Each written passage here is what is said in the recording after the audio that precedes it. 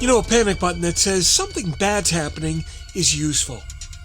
A panic button that says something bad's happening in this building is even better. But when it can tell you it's on this floor, near this room, and by the way, here's how you can get there, that's a whole different level of useful. Because in an emergency, somewhere in the school is not a location. That's just a scavenger hunt with sirens attached. That's coming up next on TiPS, Today in Public Safety. Welcome to TiPS, Today in Public Safety, your go-to podcast for today's breaking stories and public safety news. Here's your host, Fletch, with today's tips.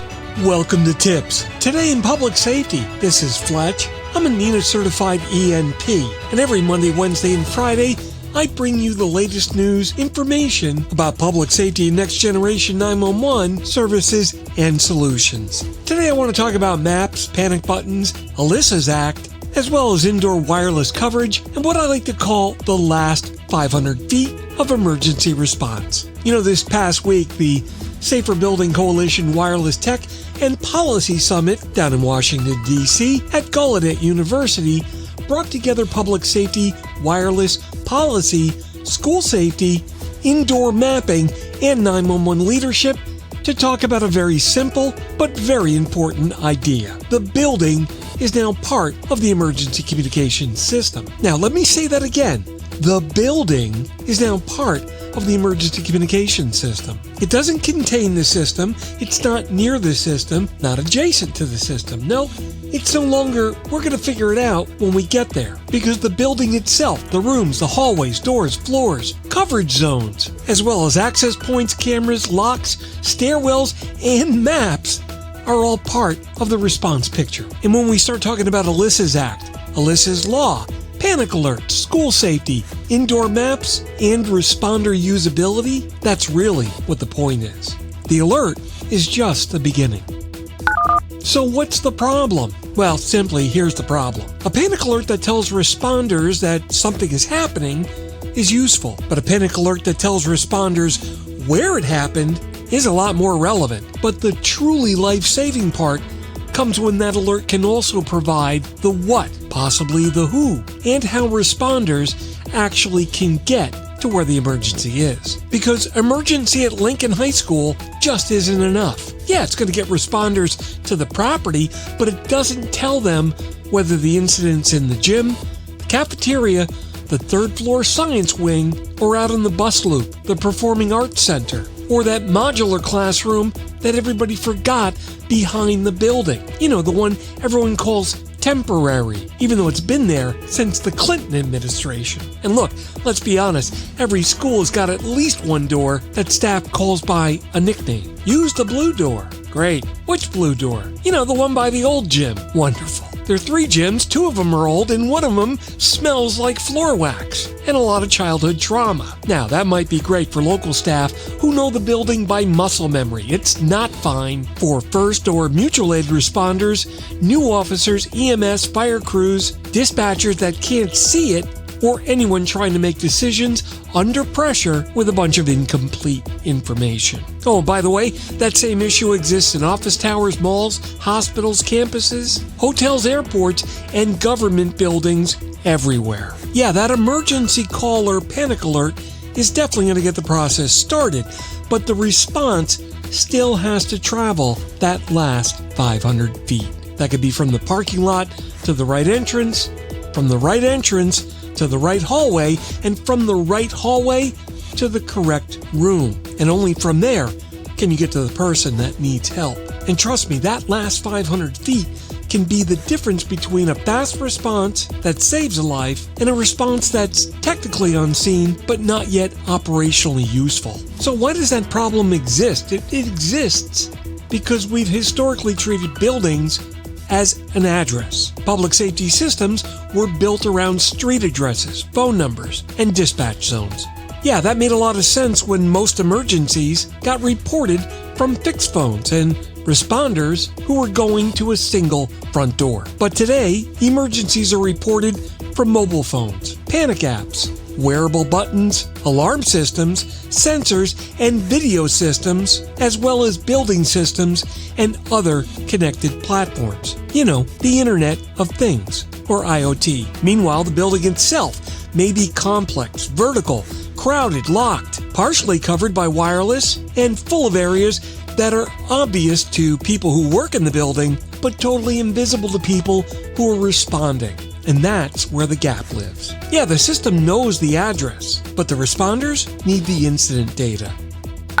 The remedy. Look, the remedy's not just buying a panic button and calling it school safety. That's just infrastructure theater. No, a button is not a plan, just like a map isn't a response. And a camera is not situational awareness unless someone knows what they're looking for, who needs it, and when to use it. Now, the remedy is connecting the pieces in a way that supports the actual emergency workflow. When you look at it, a good panic alert needs to answer 4 basic questions. Where's the emergency? What type of emergency might be happening? Who's involved or at risk? And how do responders get there safely and quickly? And to answer those questions, that means indoor maps need to be usable, not just pretty. A responder doesn't need a 47-layer architectural file that looks like it was designed by someone who paid by the line segment.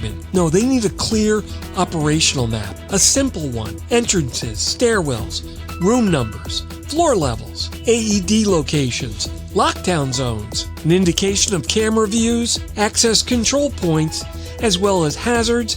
Oh yeah, and don't forget reunification areas. Oh, and by the way, they're going to need that in a format that can be understood quickly by dispatchers, law enforcement, fire, EMS, school officials, as well as incident command. This is where Alyssa's Act and State Alyssa's Law efforts all matter. You see, they're helping push the conversation beyond, do we have a panic button? And a lot closer to, does that alert reach the right public safety path?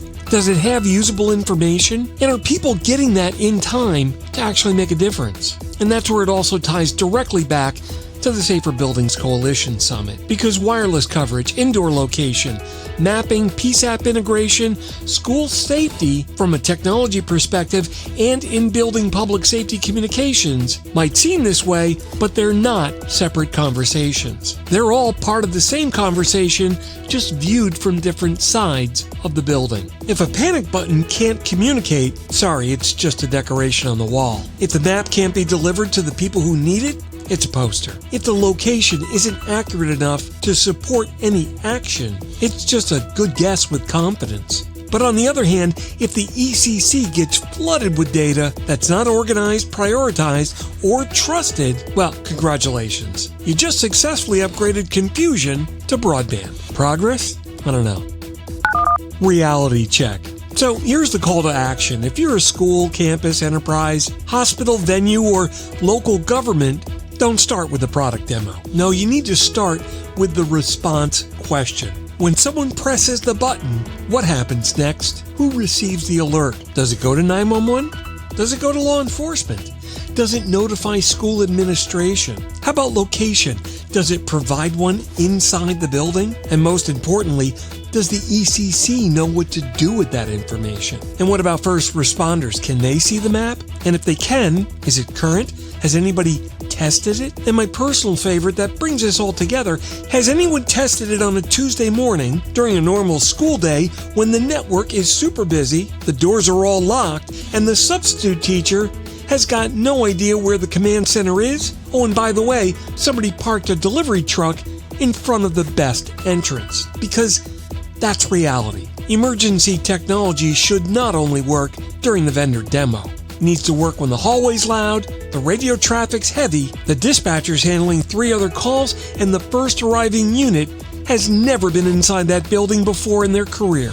Look, this is not about judging schools or agencies that are still working through the process. Everyone's trying to solve a very hard problem, and they're trying to do it with limited money, limited time, and very real operational pressure. But we've got to start asking better questions. And they can't be, hey, do we have a panic button? No, they've got to be, does that panic alert create a faster, clearer, safer, more coordinated response? That's what you need to measure.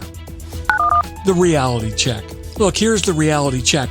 We need to do this because emergencies don't stop at the front door. No, the 911 call may begin the incident. The panic alert might accelerate the notification, but the outcome depends on whether responders can find the emergency, understand the environment, and communicate inside the building. Oh yeah, and they've got to act without wasting critical time figuring out the layout. Remember, in public safety, seconds matter, but so do doors, floors, maps, radios, stairwells, as well as access codes, bad coverage, and confusing room numbers, as well as the hallway that somehow changes names magically halfway through the building. No, that last 500 feet are not administrative details. They're operational details, and operational details all become life safety details very, very quickly.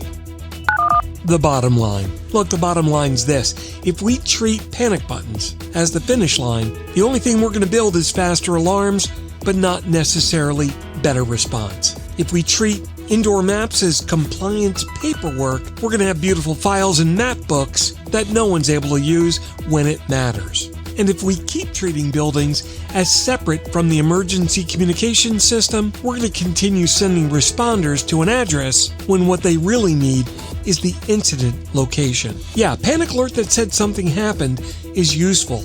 A panic alert that says where is much better off, but the real value is when the system helps explain what's happening, who may be affected, and how responders can get there. That's when this becomes operational knowledge. That's when this becomes usable. And that's where this becomes life safety technology. That wraps up this episode of Tips Today in Public Safety. This is Fletch. I hope the podcast was educational for you and you'll learn something new today. Remember to like, subscribe, and if you're in public safety, as always, thanks for what you do every single day. We'll catch you next time. Take care. Hey, it's Fletch. Thanks so much for hanging out with me today. I hope you learned something new. Remember to catch all of my previous episodes of Tips Today in Public Safety, published every Monday, Wednesday, and Friday on most social media platforms and streaming 24/7 at 911tips.com. My blogs are located at fletch.tv and my personal website is at fletch911.com. Remember to like and subscribe. It really helps out the algorithms. And if you're in public safety, thanks for what you do every single day. We'll catch you next time. Take care. You've been listening to Tips Today in Public Safety, your go-to podcast for today's breaking stories and public safety news. Hosted by Fletch and available every Monday, Wednesday, and Friday. Catch past episodes on 911tips.com. Be sure to like and subscribe, and remember to join us each week for the latest on NG 911. I am Spider Harrison, the official 911 voiceover dude. Catch me on SiriusXM on various channels, including 90s on 9, the 10 spot, and on the Weekend Countdown on Hits 1. Or don't regret it for the rest of your life. Either way, I'm good.